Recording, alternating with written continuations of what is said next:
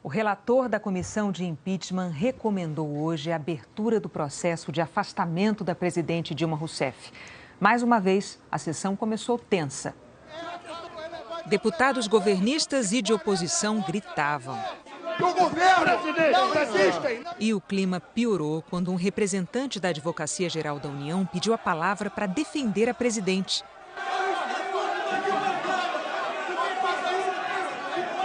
Quando finalmente o relator começou a leitura do parecer, os governistas reclamaram de novo, queriam ter acesso ao relatório. Referendado pelo Supremo Tribunal.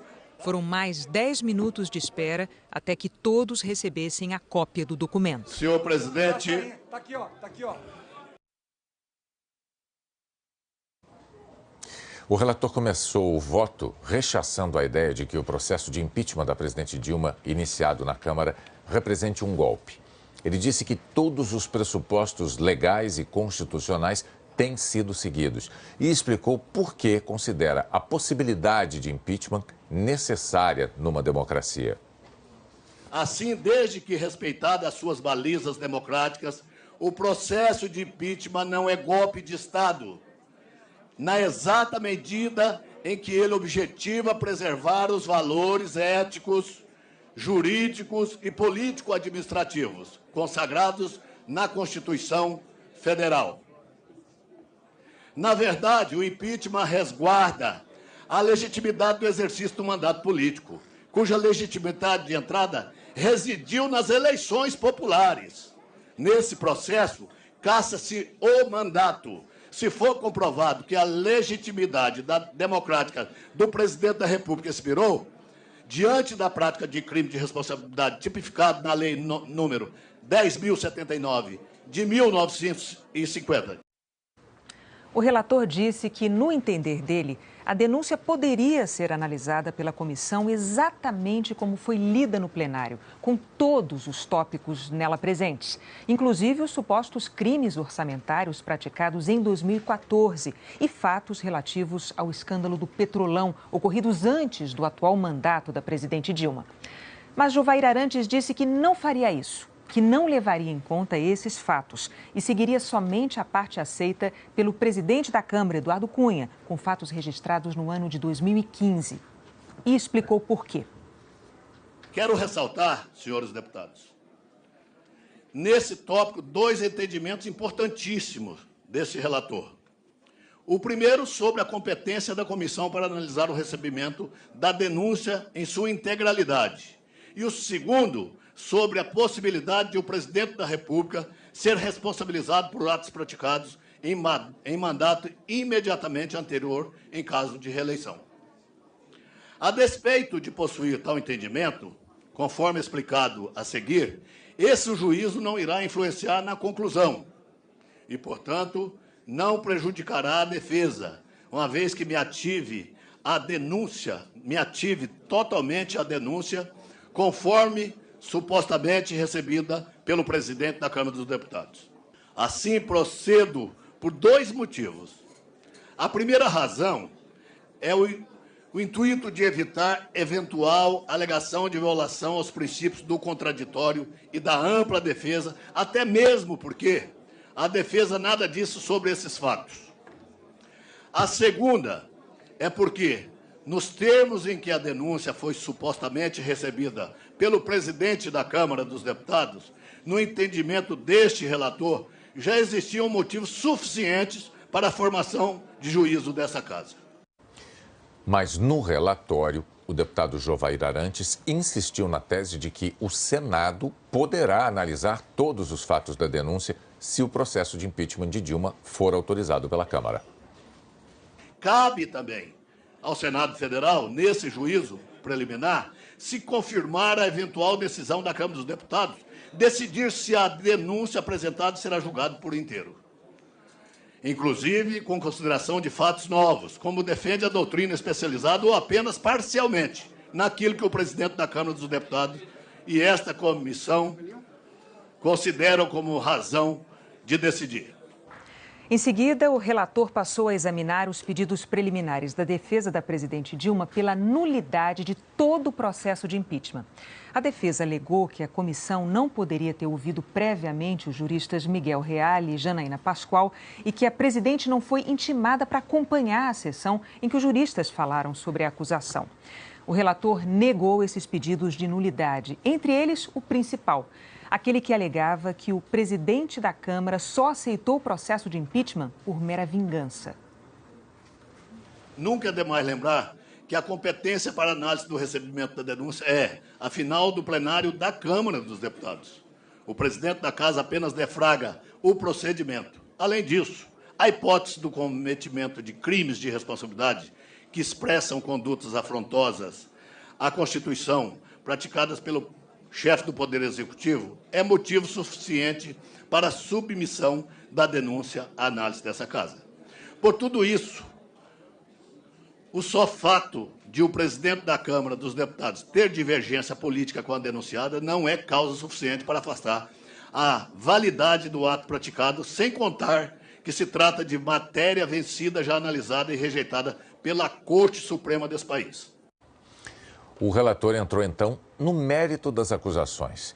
Neste momento, depois de quase 2 horas de leitura, ele começou a ficar muito rouco. Ele começou a tratar dos decretos de suplementação orçamentária, que a acusação afirma terem sido emitidos sem autorização prévia do Congresso e de terem ferido a meta fiscal. O deputado Jovair Arantes disse que 4 contrariam frontalmente a Constituição, porque autorizar despesas é prerrogativa exclusiva do Congresso. O relator rebateu também a alegação da defesa de que não houve má-fé ou dolo da presidente Dilma pelo fato de os decretos terem sido emitidos depois do respaldo de assessorias técnicas. Nenhum gestor de recursos públicos pode eximir-se da sua responsabilidade pelos atos que celebra no âmbito de sua função pública. As tarefas podem ser distribuídas às competências delegadas, mas o gerenciamento e a responsabilidade sobre os seus atos são indelegáveis. Como já disse a doutrina, o governador não deixa de ser governador, o prefeito não deixa de ser prefeito. É possível resguardar-se, é recomendável prevenir, mas a responsabilidade pela gestão da coisa pública recai sobre aquele que foi eleito, afinal, a eleição não se transfere. A defesa da presidente Dilma alega que a meta fiscal foi ajustada pelo próprio Congresso no fim de 2015 e que, por isso, os decretos da presidente não configuram crime de responsabilidade. O relator refutou essa alegação da defesa.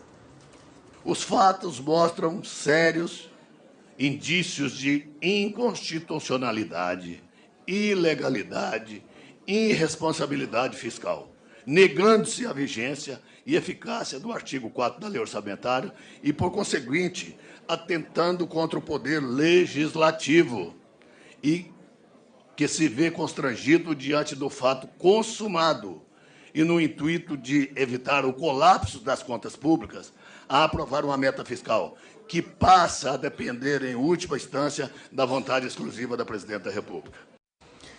A lei proíbe o governo federal de efetuar empréstimos com bancos estatais. Isso é crime. A defesa da presidente Dilma afirma que as operações de crédito realizadas em bancos oficiais não foram empréstimos, mas um contrato de prestação de serviços. No relatório, Jovair Arantes rebateu essa tese e explicou por que ele entende que tudo se tratou de empréstimo.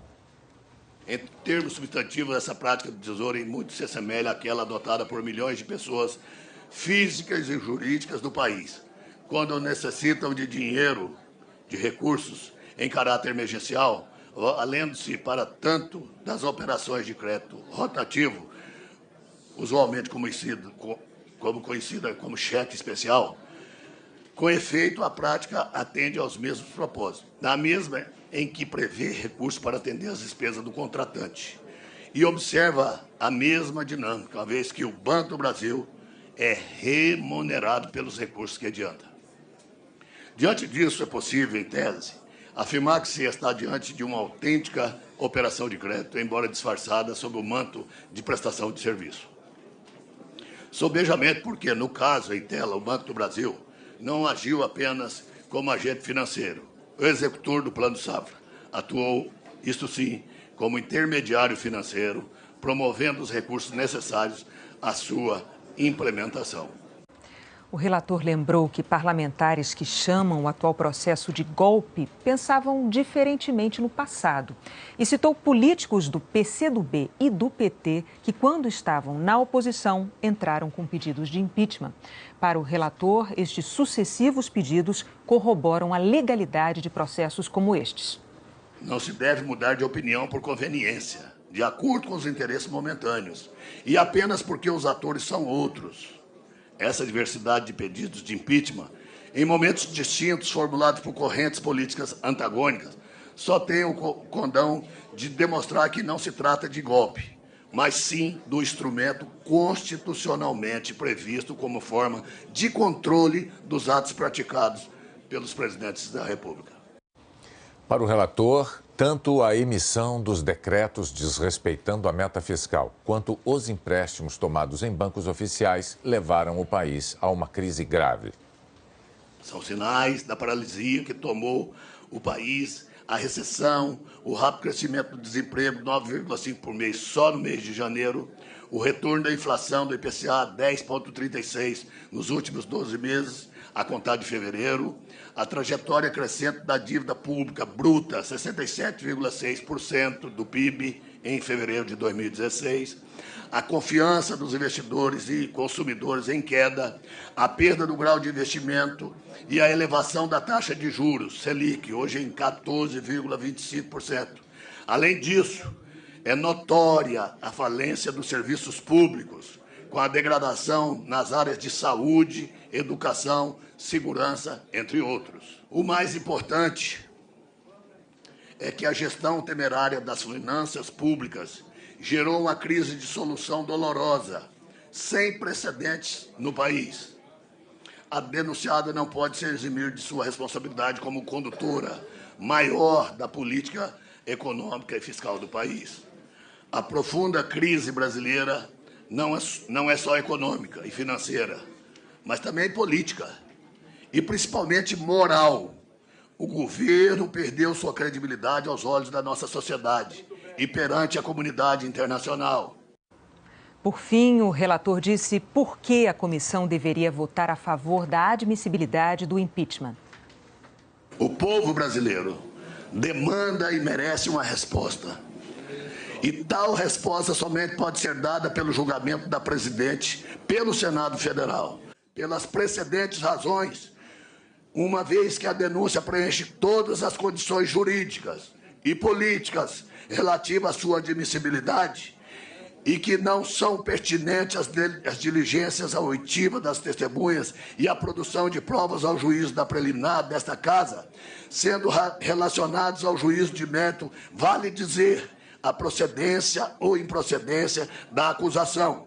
Conclui o relator pela admissibilidade jurídica e pela acusação e pela consequente autorização para a instauração pelo Senado Federal do processo por crime de responsabilidade promovido pelos senhores Hélio Pereira Bicudo, Miguel Reale Júnior e Janaína Conceição Pascoal, contra a senhora Presidente da República, Dilma Vana Rousseff.